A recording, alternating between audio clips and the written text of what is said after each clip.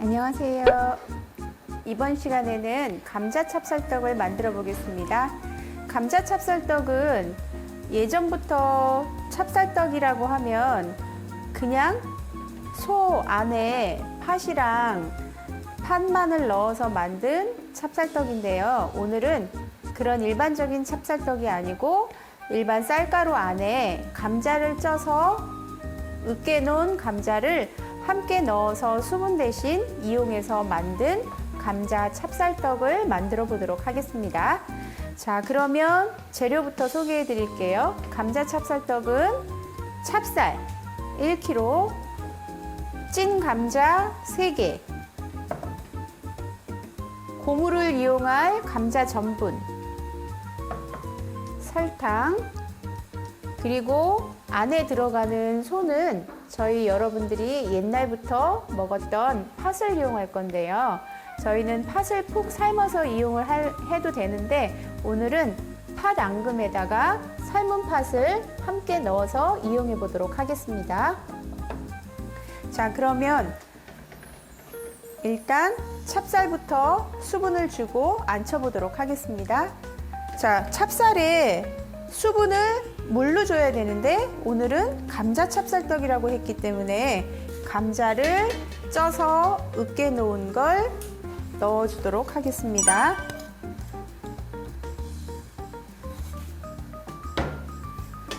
쌀가루에 잘 넣어서 섞어줄 거예요. 자, 감자를 쌀가루에 넣어서 으깨준 다음에 이걸 이용해서 반죽을 만들면 한 가지 좋은 점이 있는데 그건 우리나라의 떡은 단점이 금세 굳는다는 게 단점인데 감자를 쪄서 넣으면 감자의 전분 성분 때문에 저희 떡이 훨씬 노화를 지연시켜주는 하나의 방식이 될 수 있습니다. 자, 감자를 넣어서 잘 섞었고요. 감자만 넣어서 충분하게 찹쌀의 수분을 맞출 수 없기 때문에 수분을 조금 다 같이 넣어서 체에다가 찹쌀은 한 번만 내려줄 거기 때문에 감자 섞고 1kg의 수분은 2분의 1컵 물이 들어가는데 오늘 감자의 수분이 조금 있기 때문에 반 컵 50cc만 쌀가루에 넣어서 체에다 같이 내리도록 하겠습니다.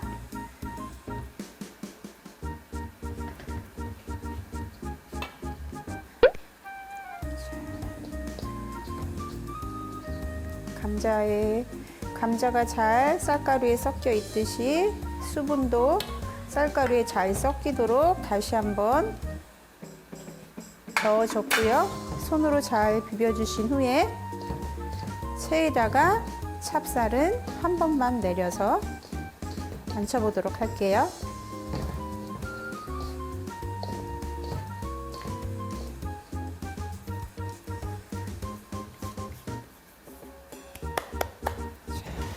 이 정도만.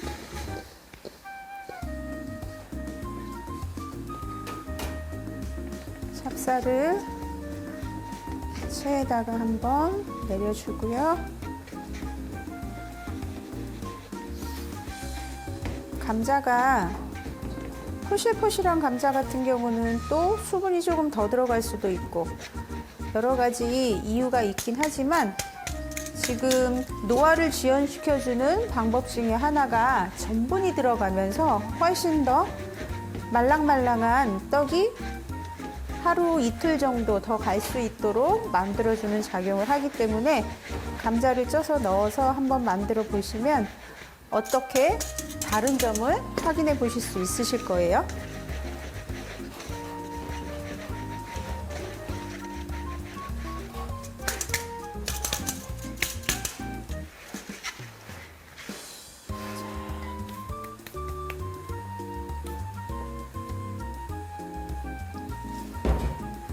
이렇게 해서 같이 섞어서 마지막으로 위에 남아있는 감자까지 체에다가 다 내려준 후에 설탕 섞어서 앉혀보도록 하겠습니다.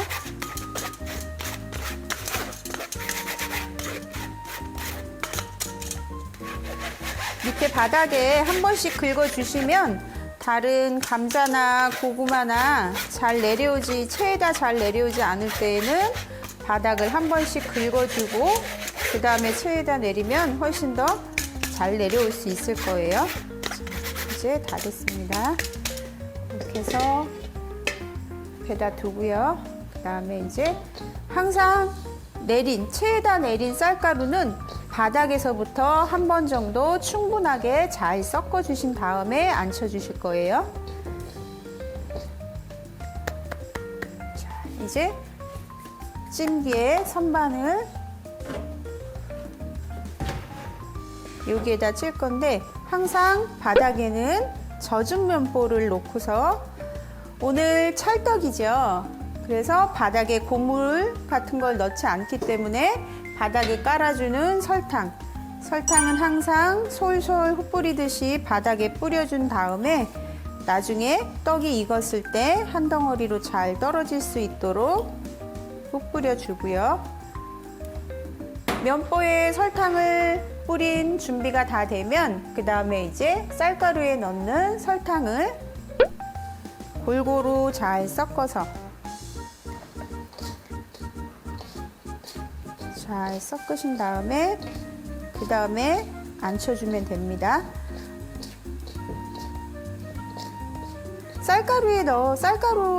준비된 쌀가루를 찹쌀가루를 앉혀줄 때에는 두 가지 방식이 있는데 전체적으로 넣고 기를 트는 경우도 있었고 제가 지금처럼 살짝 주먹 져서 덩어리로 살짝만 너무 꽉 누르지 마시고 살짝만 주먹 져서 빈 공간을 만들어주는 대신에 그렇게 주먹 져서 앉혀도 찹쌀은 상관없이 익어서 나올 거예요. 방식은 두 가지 방식이 있으니까 찹쌀을 앉혀서 찔 때에는 두 가지 방식이 있으니까 여러분들이 편하신 대로 이용하셔서 찹쌀 찌면 돼요. 나머지는 살짝 주먹 쥐고 빈 공간에 살짝 이렇게 해서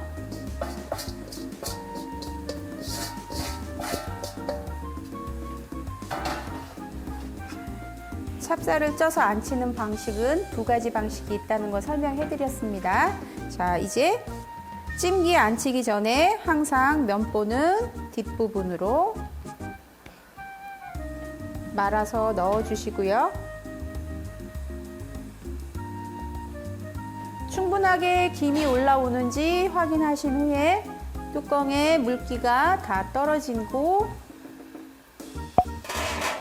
오늘은 이 찹쌀떡은 쪄서 나오면 비닐에다 치댈 거예요. 그래서 뚜껑에 면보는 싸지 않고 뚜껑을 덮겠습니다. 자, 그리고 항상 앉혀주실 때에는 내 화구의 불이 찜기의 정중앙에 있는지 한번 확인하시고 센 불로 유지가 되고 있는지 다시 한번 확인하시고 그 다음에 뚜껑을 딱 덮어서 25분 찌고 5분 뜸 들이겠습니다.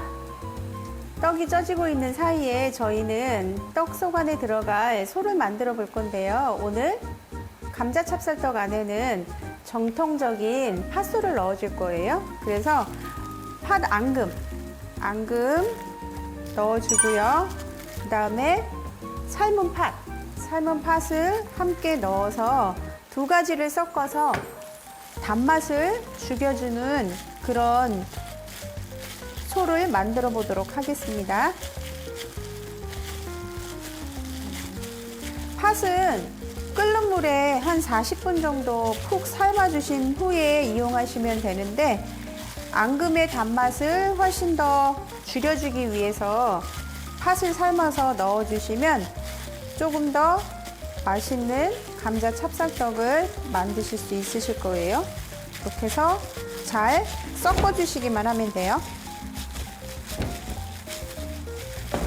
여기에 취향껏 계피가루 넣고 싶으시면 계피가루도 살짝 넣으셔도 되고 그 다음에 견과류인 호두도 조금씩 넣어주시면 약간의 씹히는 맛이 있어서 괜찮은데 혹시 호두가 들어가서 나중에 축축해지면 그 축축한 맛을 싫어하시는 분들이 있으니까 호두를 넣을 때에는 한번 생각해 보시고 넣으시는 것도 좋을 것 같아요. 자, 이렇게 팥이랑 앙금이랑 잘 섞여지면 감자 찹쌀떡도 하나씩 넣어서 소를 넣어서 만들어야 되기 때문에 미리 분할을 해 놓으면 되는데 한 20g 정도 크기의 소를 떼어내서 동글동글하게 빚어주시면 됩니다. 자, 이렇게 해서 내가 찹쌀을 1kg 했을 때 과연 몇 개의 찹쌀떡을 만들 건지 크기가 물론 다양하긴 하지만 보편적으로 아마 1kg 정도의 찹쌀떡을 만들면 25개 정도의 찹쌀떡이 나올 수 있으니까 이렇게 만든 걸 한 25개 정도 미리 만들어서 준비해 놓으시면 좋을 것 같아요. 자, 다 이렇게 해서 동글동글동글하게 해놓아서 떡이 쪄지는 사이에 미리 준비해 놓으면 좋겠죠? 자, 계속 만들어 보도록 하겠습니다.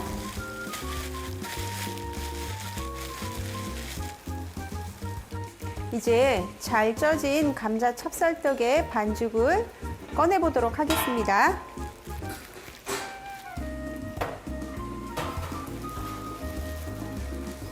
항상 찰떡은 면보에서 탁탁탁 털어서 저희들은 딱히 절구에 찔 수 없으니까 비닐에 식용유를 미리 발라놓고 그 다음에 감자 찹쌀떡 반죽을 빼보도록 하겠습니다.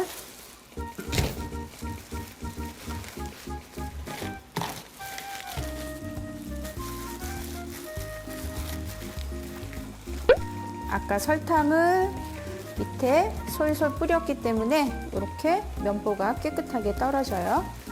옆에다 두시고요. 이제 반죽을 한번 치대 보도록 하겠습니다. 식용유를 약간 바르시고요. 안에 면장갑 끼시고 뜨거우니까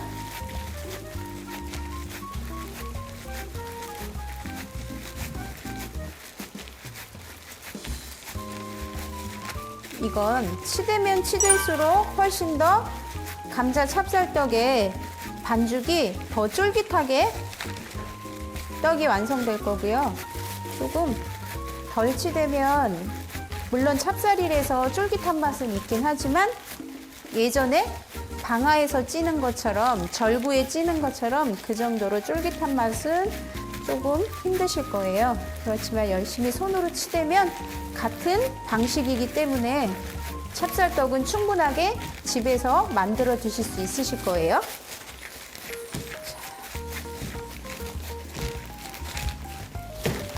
뜨겁기 때문에 밑에 식용유가 없으면 약간씩 붙을 수 있으니까 그것만 조심하셔서 이렇게 해서 너무 뜨거울 때 찹쌀떡을 싸면 안에 소도 잘못하면 금세 쉴 수 있으니까 한 김 나가거나 아니면 냉동실 안에 잠깐 넣어놨다가 감자 찹쌀떡 소 넣어서 전분가루 묻히는 거 만들어 보도록 하겠습니다.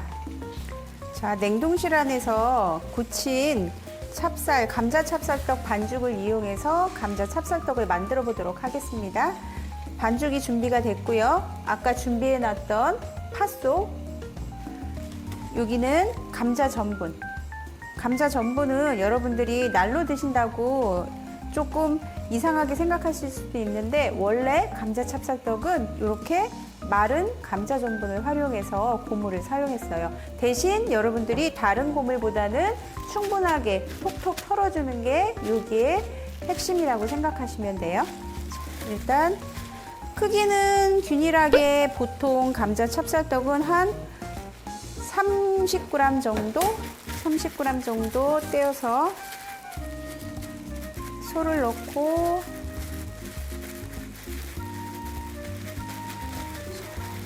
동글동글하게 여기서 모양이 예쁘게 잡혀야지 나중에 감자 찹쌀떡을 만들었을 때도 훨씬 더 예쁘게 모양을 낼 수 있기 때문에 이렇게 살살 굴려서 충분하게 털어주고 감자 전분을 충분하게 털어주시고 그다음에 다시 한번 만들어 보겠습니다. 그래서 가운데로 오므려 주시고 여기에서 모양 잡아 주시고 다시 넣어서 굴려 주실 때는 충분하게 전분을 묻히셔도 되고 꺼내실 때만 모양 잡아서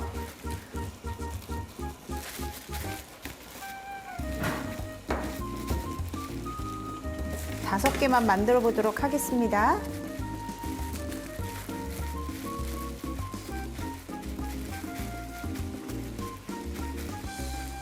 모양 잡고서 굴리고 묻히고. 그래서 찹쌀떡 같은 경우는 혼자 하는 것보다 옆에서 한 분 같이 하시면 한 분은 만드시고 한 분은 고무를 묻히시면 훨씬 편하게 감자 찹쌀떡을 만드실 수 있으실 거예요.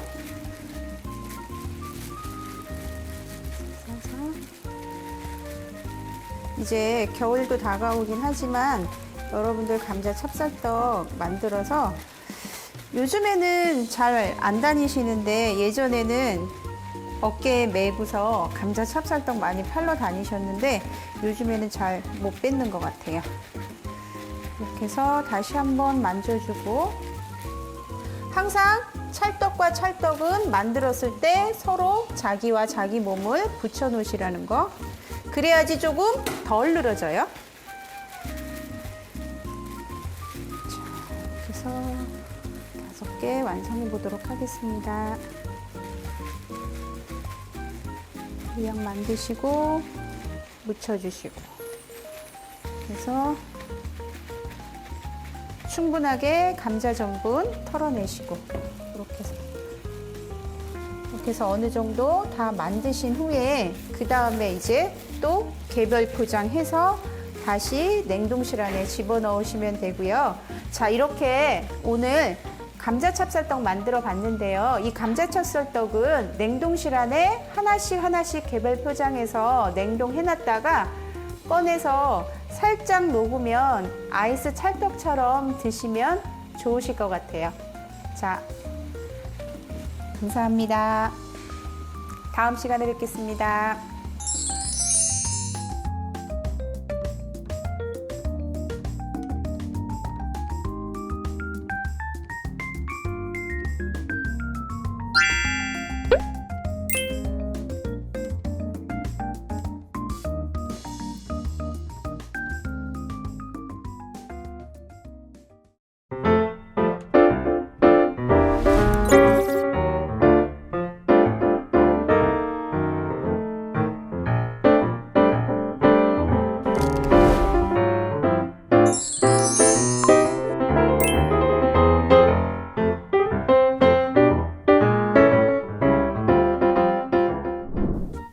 이번 시간에는 현미 견과류발을 만들어 볼 건데요.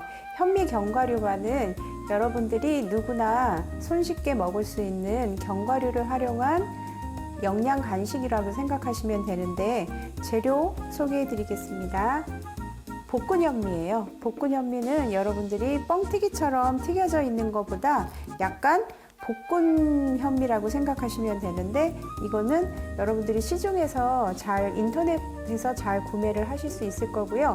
나머지는 전부 다 견과류를 넣을 건데요. 견과류 중에서도 아몬드, 해바라기씨, 호박씨, 그 다음에 크림베리, 그리고 여러분들이 그냥 일반적으로 음식에서도 사용하는 검정깨, 그 다음에 통깨, 이렇게 준비가 됐고요.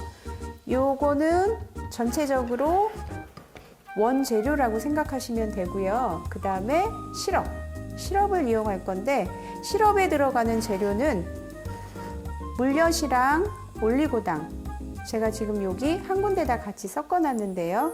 반반씩 비율은 똑같이 들어갑니다. 그리고 물, 설탕, 소금, 요거는 땅콩버터인데요. 땅콩버터를 넣어주는 이유는 여러분들이 견과류 발을 드셨을 때 훨씬 더 부드럽게 만들어주는 하나의 재료입니다. 자, 그러면 일단 저는 여기에 요 모든 재료를 한 군데다 다 섞어 놨어요. 여러분들도 시작하기 전에 재료 준비가 다 된 상태에서는 모두 한 곳에다 다 모아서 시작하시면 훨씬 편하게 시작하실 수 있을 거예요. 자, 그러면 궁중팬에 여러분들은 궁중팬을 준비하시고요. 그 다음에 시럽 재료를 여기에다가 한 번에 다 넣으시는데 땅콩버터만 조금 후에 넣을 거예요. 그래서 일단 불을 켜시고요.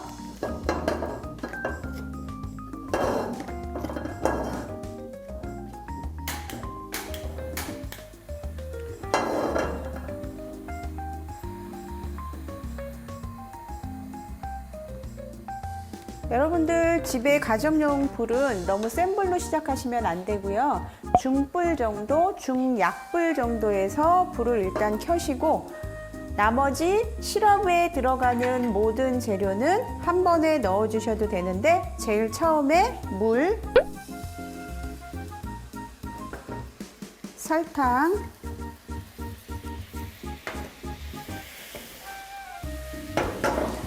올리고당과 물엿이 같이 섞여져 있는 걸 넣어줍니다.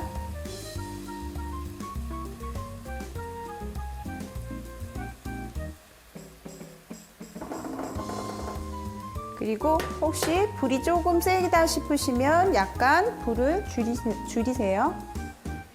그리고 소금은 한 꼬집 정도라고 생각하시면 되는데 너무 많이 넣을 필요는 없고 단맛이 들어갈 때 소금이 같이 들어가는 거기 때문에 한 꼬집 정도 넣어주겠습니다. 여러분들 요 강정 같은 경우는 현미 영양 견과류바라는 이름이 붙었는데 보통 저희들 옛날 전통의 깨강정과 같은 그런 의미라고 보면 되는데요. 보통 여의 깨강정 같은 경우는 시럽에 들어가는 게 땅콩버터 같은 거는 넣지 않는데 요즘에 현대적으로 여러분들이 입맛에 조금 더 맛있게 만들어주기 위해서 땅콩버터까지 들어가는 시럽을 준비할 거고요. 이렇게 바글바글 끓기 시작하면 저는 불을 조금 더 줄여줄 거고요. 이 상태에서 땅콩버터를 넣어주시면 됩니다. 땅콩버터까지 다 들어간 다음에 잘 땅콩버터를 섞어주고요.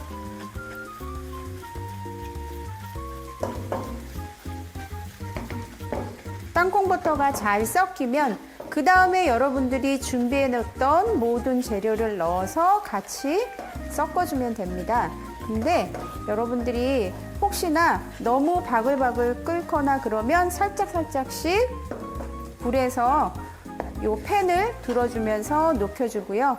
그 다음에 다 녹았으면 이 상태에서 이제 여러분들이 준비해놨던 모든 재료를 한 번에 다 넣어서 섞어줄게요.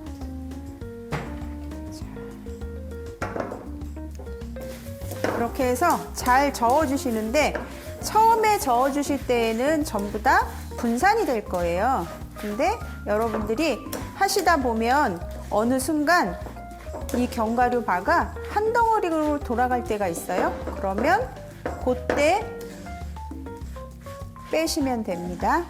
자, 지금은 각자 다 제각기 모든 재료들이 분산돼 있죠. 그런데 여러분들 불을 사용할 때 팬 잡는 손, 요 주걱 잡는 손을 잘 보시면 한 번씩 돌려가면서 살짝씩 팬을 들어주면서 버무려 주듯이 잘 섞인 시럽이랑 볶은 현미, 나머지 견과류들이 잘 섞어지도록 한 번씩 돌려주면 처음에 섞을 때는 이렇게 한 덩어리로 돌아가지 않고 분산됐다가 어느 순간 볶은 현미가 한 덩어리로 돌아갈 때 그때가 불에서 꺼내는 시점이라고 생각하시면 돼요. 이렇게 조금만 더.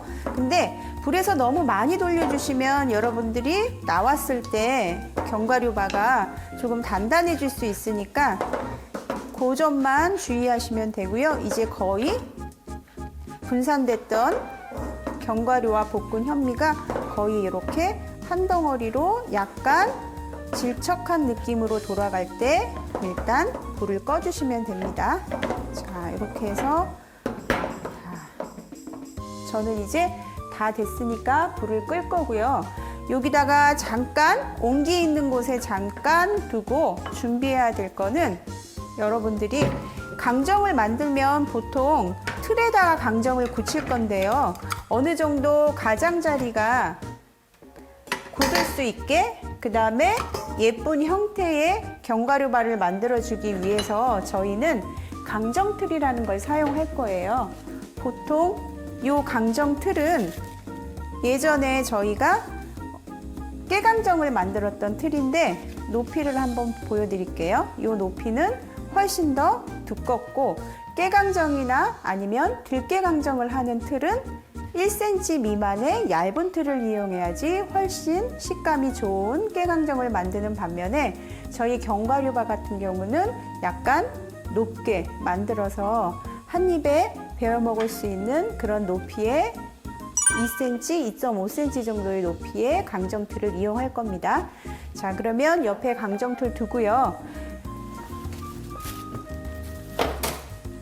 이 비닐을 이용해서 강정틀에 넣은 견과류 미는 거를 보여드릴게요. 이것도 김장 비닐인데 약간 두꺼운 비닐을 사용을 하셔도 되고 이거 같은 경우는 조금 얇은 비닐을 사용하셔도 되는데 안쪽에다가 식용유를 또 약간 발라놨습니다. 그래서 시럽이 혹시 묻을 수 있기 때문에 붙어서 비닐에 붙을까봐 안쪽에 식용유를 약간 발라줬어요. 자, 그래서 비닐은 틀에 반 정도 위치에 놓고 준비해놨던 다 됐던 이 현미 견과류발을 틀에다 넣어줄 거예요.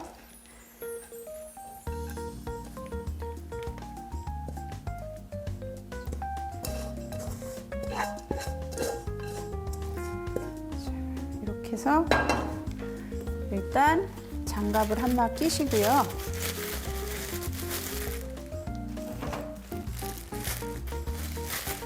장갑에도 식용유를 약간만 발라주시려면 바닥에 있는 식용유를 내 손으로 한번 만져서 요 주걱에 묻어 있는 것까지 다 긁어내겠습니다. 자, 그 다음에 강정의 틀에서 요 견과류발을 펼 때에는 가장자리부터 항상 가운데부터 펴기 시작하면 가장자리 모양이 예쁘게 나오지 않기 때문에 가장자리부터 충분하게 골고루 갈 수 있도록 잘 펴주시고요. 요 틀을 이용하는 거는 이제 모양이 예쁘게 성형하기 위해서 이용을 하는 거고 여러분들이 혹시 요 강정틀이 집에 없다 하시면 집에 있는 쟁반을 이용하셔도 괜찮아요. 약간 높이가 있는 쟁반에 작은 크기에 꼭꼭 밀어 넣어서 똑같이 비닐 사용은 똑같이 하시면서 손으로 꼭꼭 밀어 넣어서 이용하셔도 상관없습니다. 꼭 강정틀이 있어야만 요 만드는 건 아니기 때문에 집에 있는 도구를 활용해도 충분히 할 수 있으니까 잘 한번 해보시면 될 것 같고요. 그 다음에 이렇게 꼭꼭 손으로 잘 눌렀긴 했는데 조금 더 평평하게 밀어주기 위해서 도구를 하나 사용해서 평평하게 한번 밀어보겠습니다. 이렇게 하신 다음에 다시 반을 놔뒀던 비닐을 덮은 상태에서 그냥 밀대로 밀어주면 지저분해지겠죠. 그래서 비닐을 반 접고서 밀대를 사용해서 좀 전에 가장자리부터 신경 써서 밀어 넣었죠. 밀대를 밀 때도 마찬가지. 가장자리부터 혹시 내 힘껏 밀어주게 되면 복분 현미라 잘 깨질 수 있어요. 그래서 힘은 너무 세게 주지 않는 방면에 내 힘이 골고루 갈 수 있게 밀대를 가장자리부터 대각선으로 한 번씩 밀어줄게요. 가운데 부분은 그냥 손주먹 쥐면서 그냥 한 번씩 약간의 힘만 가해지면서 대각선으로 또 한 번 밀어주고, 옆에 대각선에도 다시 한 번 밀어주고요. 이렇게 충분하게 밀어준 다음에 그 다음에 어느 정도 약간 굳었다는 생각이 들면 바닥에 있는 비닐과 위에 있는 비닐을 같이 왼손으로 잡아서 뒤에를 다시 한번 밀어줄 거예요. 돌려서 다시 한번 자기 위치에 넣어줍니다. 왜냐하면 위에 밀었던 부분과 바닥에 밀었던 부분이 조금 더 평평하게 이제 돌려서 다시 한번 똑같은 방법으로 밀어줄 거예요. 대각선으로 한번 밀어보시고요. 위에 대각선 한번 밀어주시고 또 가운데 한번 미시고요. 옆에 대각선 다시 밑에 대각선. 그래서 이제는 골고루 충분하게 갔는지 다시 한번 굽기 전에는 내가 충분하게 틀 안에서 움직일 수 약간씩 높이 조절하면서 움직일 수 있기 때문에 요 밀대로 압착하면서 균일하게 높이 조절을 해주는 거예요. 대신 옆에 테두리를 우선적으로 밀고 다시 한번 밀어주고, 그래서 이렇게 밀대로 밀면서 어느 정도 이제 현미견가루 봐도 쉽고 그 다음에 모양도 제대로 잡혀지고, 이 상태에서 이제 잠깐 굳혔다가 썰어야지 바로 썰게 되면 아직까지 따로 놓을 수 있기 때문에 이 상태에서 그대로 들어줍니다.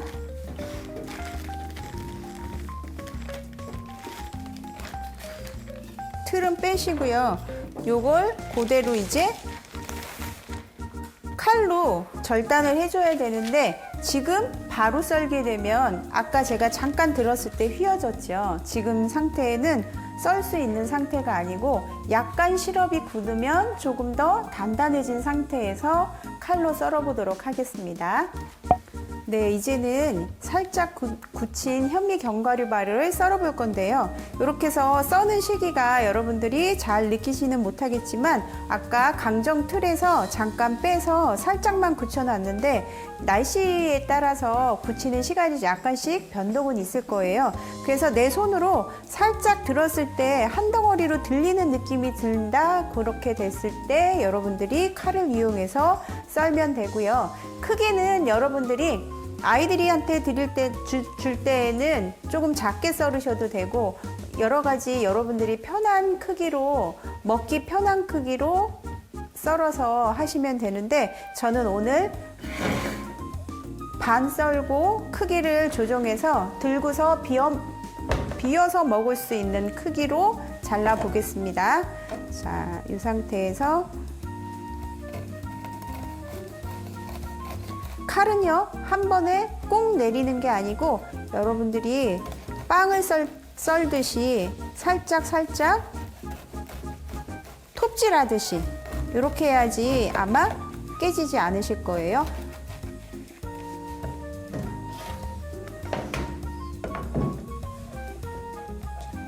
이렇게 해서 일단 옆에다 놓고요. 약간 휘어질 수 있으니까 옆에다가 그냥 한 번에 제가 다시 한 번에 썰어 볼게요. 붙여서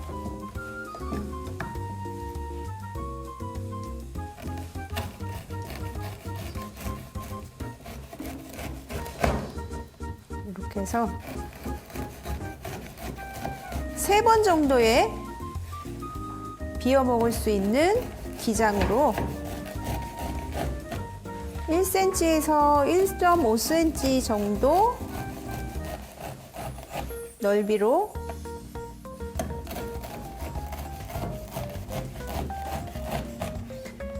크기는 말씀드렸지만 딱히 정해져 있는 크기는 없기 때문에 여러분들이 드시기 편한 크기로 잘라서 칼을 이용해서 자르셔도 됩니다.